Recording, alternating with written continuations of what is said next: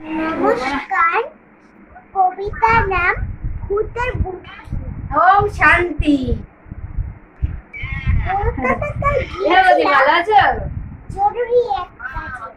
তার ছেলে হ্যাঁ, এই তো আছি, ভালো আছি। হঠাৎ পথের মাঝে রাত 12টায় কালনা নেমে রওনা হলাম একা। চলার দিল হঠাৎ এক ভূতের সঙ্গে দেখা।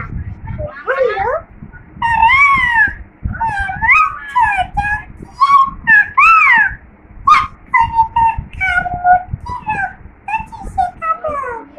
কিন্তু বললাম, সে কি?